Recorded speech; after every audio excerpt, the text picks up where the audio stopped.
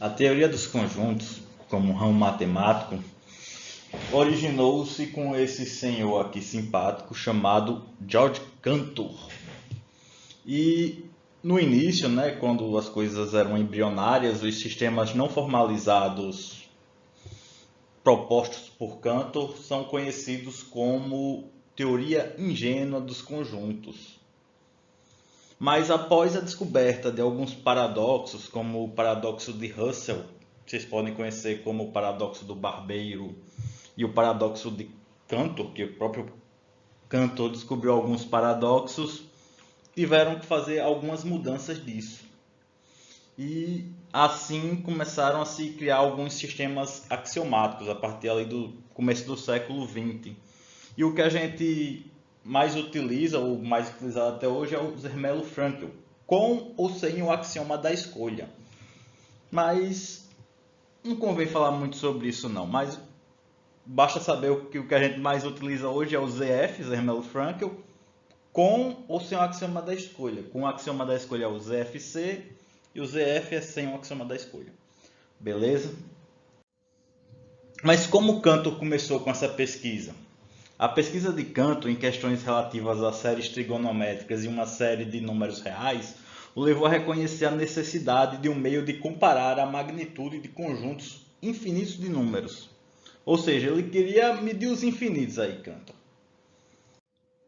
E como é que ele teve a ideia de contar os infinitos? Para lidar com esse problema, ele introduziu a noção de tamanho de um conjunto, definindo que dois conjuntos têm o mesmo tamanho se os membros de um podem ser pareados com os membros dos outros. Então, o que é que isso quer dizer? Então, aqui eu tenho um conjunto, né? Um conjunto de cabra e um conjunto de pedra. Se eu consigo parear, ou seja, pego uma cabra daqui, uma pedra daqui, uma cabra daqui, uma pedra daqui, uma cabra daqui, uma pedra daqui, não sobra nenhuma pedra e não sobra nenhuma cabra, quer dizer que eu tenho a mesma quantidade de cabra e a mesma quantidade de pedras. Ou seja, não pode sobrar ninguém aqui, a cada cabra aqui eu tenho que ter uma pedra aqui, e não pode sobrar nenhuma pedra aqui. Beleza? Se a gente fosse trazer assim para uma coisa mais matemática, assim, só para adiantar um pouquinho, o que é que isso aqui queria dizer? Quer dizer que eu tenho uma função, né? Uma função aqui das cabras nas pedras. Então, se é uma função, não pode sobrar nenhuma cabra. E essa função tem que ser injetiva. Injetiva é o quê? Que a cada cabra eu só posso ter uma pedra. Eu não posso ter duas cabras indo para a mesma pedra. E ela tem que ser sobrejetiva, ou seja, não pode sobrar nenhuma pedra. Ou seja, eu tenho que ter uma bijeção entre esses dois conjuntos. Mas vamos voltar aqui para o slide. Uma vez que dois conjuntos finitos podem ser pareados se e somente se eles tiverem o mesmo número de membros. O tamanho de um finito conjunto pode ser identificado com o número de contagem. Que é exatamente isso que eu acabei de falar. Se eu tenho aqui as cabras, né, e as pedras aqui, não sobrou ninguém aqui, não sobrou ninguém aqui, e é sempre um para um, então eu posso dizer que o número de contagem é 3, certo? Então, com essa noção aí, a gente pode estender isso para conjuntos infinitos. Então, a gente definiria que os conjuntos infinitos têm o mesmo tamanho se existe uma bijeção entre eles. Mas não é o assunto da aula de hoje, mas só para vocês terem uma ideia, certo? Então, Cantor desenvolveu a teoria incluindo uma aritmética desses números generalizados ou transfinitos, e com isso criou uma teoria de conjuntos. Suas realizações nesta área são consideradas um excelente exemplo de criatividade matemática. E é mesmo.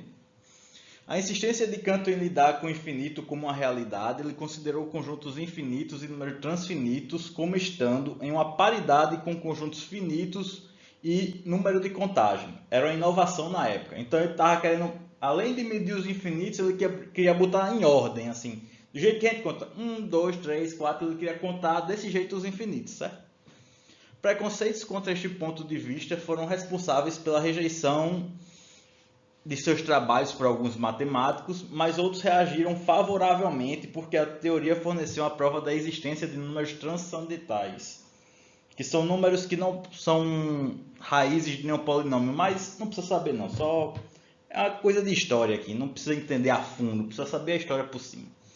Outras aplicações em análise e geometria foram encontradas, e a teoria dos conjuntos de Cantor ganhou uma aceitação na medida em que, em 1890, foi reconhecida como um ramo autônomo da matemática. Mas nem tudo são flores, porque logo na virada do século encontraram algumas contradições na teoria de Cantor. Essas contradições é o que nós chamamos de paradoxos e podem ser resolvidos uma vez que o entendimento completo foi adquirido. Esses resolvidos aí tá entre aspas por causa disso aqui que vem aqui embaixo. O caráter binário e exclusivo do valor verdade das afirmações. O que é que isso aqui quer dizer? Né? Que a gente vê aqui uma afirmação, aí a gente diz ou ela é verdadeira ou ela é falsa. Certo? Sendo que na matemática, assim, pode parecer que é tudo infalível, mas isso não é bem verdade. E não é só na matemática, não, é em qualquer coisa. Porque esse cara aqui, o Gödel, Kurt Gödel, matemático austríaco, ele provou aqui em 31 que todo sistema formal que se inclua uma aritmética é falho, pois possui verdades que não podem ser provadas, e esse resultado aqui é conhecido como o primeiro teorema de incompletude de Gödel.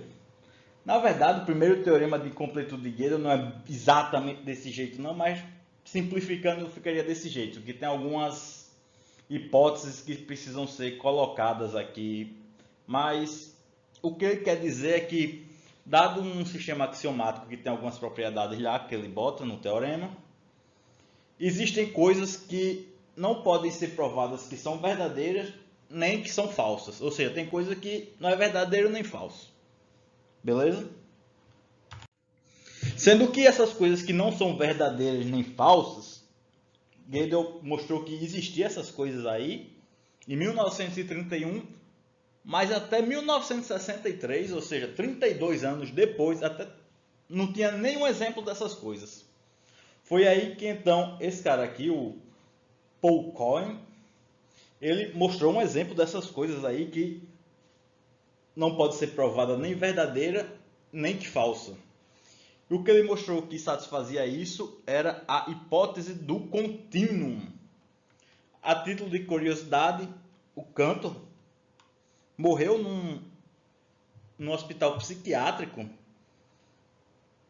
já meio lelé da cuca aí, porque passou o resto da vida dele tentando resolver a hipótese do contínuo. Aí, em 1963, chegou um cara e falou assim, sabe aquele... Cantor já tinha morrido, né, obviamente, mas sabe aquilo que você estava querendo provar? Pois é, não tinha como, porque não tem como provar nem que é falso, nem que é verdadeiro. Então o Cantor ficou muito feliz aí, não sei onde é que ele está, mas ele deve ter ficado bastante feliz. E dá para a gente entender o que é essa hipótese do contínuo. Ainda em vida, o Cantor mostrou que a cardinalidade significa o tamanho. Então vamos dizer assim, que o tamanho dos conjuntos dos números racionais é menor do que os reais. Mas professor, isso é óbvio. Não, ele provou que os reais são maior, não é menor ou igual, é menor, ou seja, tem mais reais do que os racionais. Isso não é tão óbvio assim, porque, por exemplo, os naturais e os inteiros e os racionais têm todos o mesmo tamanho, beleza?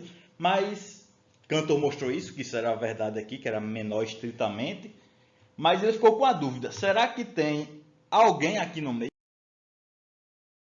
Será que existe um conjunto que tem mais elementos do que os racionais e menos do que os reais? Pois pronto, a existência desse conjunto aí no meio é a hipótese do contínuo. Ou seja, o Cohen mostrou que não tem como mostrar que existe ou que não existe esse conjunto aqui, beleza? Mas vamos para o assunto propriamente de conjuntos, né? O que a gente vai estudar de fato. Na matemática existem alguns conceitos primitivos, os quais não admitem uma definição formal. Em geometria a gente tem uma reta, um ponto, um plano, são conceitos primitivos. E na teoria dos conjuntos a gente tem o que é um conjunto, que é uma coisa primitiva, Que aqui a gente vai entender que qualquer coleção de objetos é um conjunto, e esses objetos que estão dentro do conjunto a gente vai chamar de elemento. E se A é um elemento de um conjunto A, disse que A pertence a A. Beleza? E bota esse Ezinho aqui. Caso A não seja um elemento de A, a gente diz que A não pertence a A e escreve o A com Ezinho com traço. Certo? Isso aqui quer dizer que não pertence. E como é que a gente descreve os conjuntos? Existem duas maneiras tradicionais de descrever conjuntos. A primeira, a gente bota a letra aqui, ou o símbolo que quer chamar o conjunto, e bota seus elementos entre parênteses, não, como é o nome disso aqui? Chaves.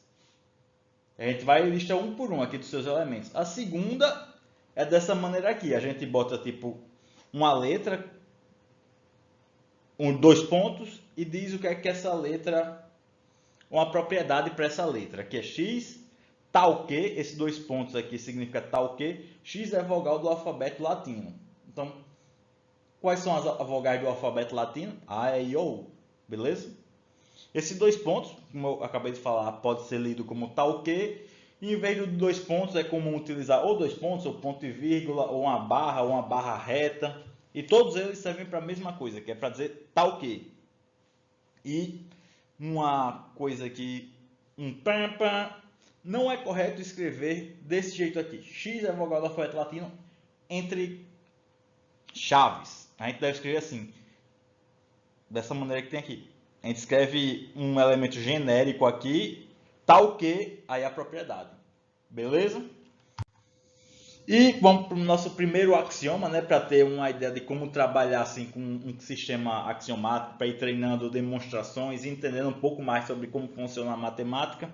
É o axioma da extensão. Aqui, como a gente não vai fazer uma coisa tão rigorosa, tão formal, eu botei aqui intuitivo, porque a gente vai fazer uma coisa mais intuitiva realmente. Mas a ideia formalmente seria parecida. Então, o que é que diz o axioma da extensão? Diz que dois conjuntos são iguais se eles possuem os mesmos elementos. Nossa, parece óbvio, mas não é tão óbvio não, por causa disso aqui, ó. Botei aqui uma observaçãozinha. O que é que esse axioma aqui, um axioma, esqueci de falar, é uma verdade absoluta. Ou seja, quando você está trabalhando na matemática, você tem que partir de algum caminho. Você pega algumas verdades assim que são primitivas, que não tem nem como explicar de onde é que vem, e chama elas de axiomas. Certo? E o que esse axioma aqui diz para a gente é que não importa a ordem dos elementos que estão dentro do conjunto, e nem importa se eu repetir várias vezes o mesmo elemento, não vai mudar o conjunto. É para isso que serve esse axioma da extensão. Beleza? E a igualdade entre dois conjuntos, A e B, a gente bota um igual mesmo, realmente. E a inigualdade, não sei se é assim que se escreve realmente, depois eu olho, é denotada por A diferente de B. Então, o que é que significa A ser igual a B? Quando a gente quer provar que A é igual a B, a gente faz o seguinte. A gente pega um elemento de A, um elemento qualquer de A, aleatório de A, e tem que mostrar que qualquer elemento de A está em B, certo? Então, primeiro a gente mostra que se o X pertence a A, então o X também está em B, e depois tem que pegar um elemento qualquer de B e mostrar que está em A. Se X pertence a B, então X está em A. Provando essas duas partes, eu mostro que A é igual a B. E para mostrar que é diferente, então eu tenho que negar a igualdade. Se a igualdade quer dizer que se x está em A, então está em B, e se x está em B, então está em A, então eu tenho que mostrar ou que tem alguém em A que não está em B, ou que tem alguém em B que não está em A. É assim que a gente mostra a inigualdade. Perceba que aqui eu tenho que mostrar os dois. Ele tem que estar em A e tem que estar em B. Se ele está em A, ele tem que estar em B. Se ele está em B, tem que estar em A. E aqui basta eu mostrar um que, na inigualdade, que está em A e não está em B, ou está em B e não está em A. Beleza? E o nosso A igualdade aqui satisfaz isso aqui, né? É uma relação de equivalência. Vocês vão estudar isso, acho que em outras matérias mais profundamente, mas o que significaria uma relação de equivalência? Uma relação que é reflexiva. O que é reflexividade? Quer dizer que A é igual a ele mesmo, ou seja, o elemento é relacionado com ele mesmo. A simetria, que é se um elemento, se A é relacionado com B, A é igual a B, então quer dizer que o oposto também vale, ou seja, que B é relacionado com A, ou B é igual a A. E a transitividade, que é se A é igual a B e B é igual a C, então A é igual a C. Tranquilo? Essas três propriedades é o que a gente chama de... Se uma relação tem essas três propriedades, a gente chama ela de relação de equivalência. A gente não vai abordar muito isso nesse curso, mas para vocês saberem que existe esse tipo de relação aí. E vamos falar sobre o nosso segundo axioma, que é o axioma do vazio. O que é que diz o axioma do vazio? Existe um conjunto vazio. Poxa vida, né? O conjunto que não possui elementos é dito vazio e denotamos ele por esse símbolo aqui. Tranquilo? Ou então pode escrever as duas chaves sem nada no meio. Né? Quer dizer que não tem ninguém lá dentro. Então, o que a axioma nos diz é que realmente existe um conjunto que não possui elementos. Na verdade, esse axioma aqui do vazio ele poderia ser substituído por existe um conjunto, porque tem um outro axioma chamado axioma da separação, que não sei se a gente vai ver, talvez veja, mas lá na frente, que se existe um conjunto, tem como mostrar com o axioma da separação que existe o vazio. Mas como a gente não quer seguir essa linha tão teórica, conjuntista, rigorosa, a gente vai botar ele dessa maneira assim. Existe um conjunto vazio. E agora a gente vai provar o nosso primeiro resultado. Ver como é que a gente usa a lógica aqui e os nossos axiomas para provar a primeira coisa. E nosso primeiro teorema é o seguinte. Existe um único conjunto vazio. Perceba que aqui nessa afirmação nós temos dois quantificadores. O primeiro é o existe, a gente tem que mostrar a existência. E aqui tem um único, ou seja, temos que mostrar a unicidade. Desculpa, pessoal. Tranquilo?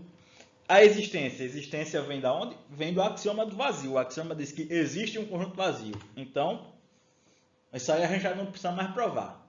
E a unicidade? A gente tem que mostrar que ele é único. Normalmente, quando a gente vai mostrar a unicidade, a gente faz o seguinte. A gente faz uma prova por absurdo. Que é o seguinte, a gente supõe que não acontece. Ou seja, suponha que não seja único. O que é supor que não é único? Que existem dois diferentes. Ou seja, supõe que existem dois vazios diferentes. E a partir daí, a gente tem que encontrar uma contradição. Logo, não pode existir dois diferentes. Portanto, são iguais. É desse jeito que funciona a prova por absurdo, certo? Então, vamos aqui para um textinho mais bonitinho. Demonstração. A existência de um conjunto vazio é garantida pelo axioma do vazio, como a gente já tinha acabado de ver. Nos resta mostrar a unicidade. Suponhamos que existem A e B conjuntos vazios diferentes, ou seja, está supondo um absurdo em ser único.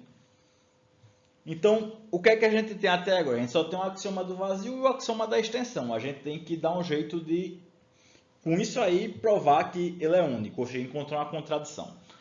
Pelo axioma da extensão, o que é que diz o axioma da extensão? Que dois conjuntos são iguais se eles possuem os mesmos elementos.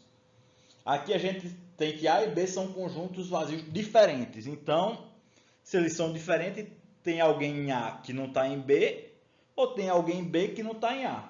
Certo? Então, existe um elemento de A que não pertence a B, ou existe um elemento de B que não pertence a A. Tranquilo? Só que, em ambos os casos, contradiz. Por quê? Porque a gente está supondo que são conjuntos vazios. Eu não posso ter um elemento dentro dele. Então, não tem como existir um elemento que está em A e não está em B. E não tem como existir um elemento que está em B e não está em A. Porque eles não possuem elementos. Essa é a contradição. Pode parecer meio estranho, mas a gente vai falar sobre isso agora. Então, aqui eu botei uma nota sobre o que é que significa ser diferente, ou significa que existe alguém que está em A e não está em B, e existe alguém que está em B e não está em A. E esse argumento aqui que diz sobre o vazio não ter elementos e não pode ter, a gente chama esse argumento de argumento da vacuidade. Então, vou ler aqui esse texto que está aqui. Esse tipo de argumento, conhecido como argumento da vacuidade, é bastante estranho na linguagem cotidiana. Mas muito comum na matemática e na lógica. Se eu disser, toda vez que eu fui a Marte encontrei homenzinhos verdes, essa frase logicamente é correta, visto que eu nunca fui a Marte. Ou seja, se eu tenho uma coisa falsa, o falso implica qualquer coisa que você queira. Tranquilo? Mas essa parte mais de lógica, a gente vai ter uma sessão só sobre ela e vai ficar mais fácil de entender. Mas a questão da vacuidade é basicamente isso. Se não pode ter um elemento no vazio. Isso aí chega a uma contradição. Se eu chego que tem alguém no vazio, isso é uma contradição. Beleza? E pela aula de hoje é só isso mesmo. E já já a gente vai ter a aula que vai continuar isso aí. E o que vai continuar será os assuntos de inclusão e operações. Por agora é só isso mesmo. Já já eu boto a aula sobre inclusão e operações. Muito obrigado.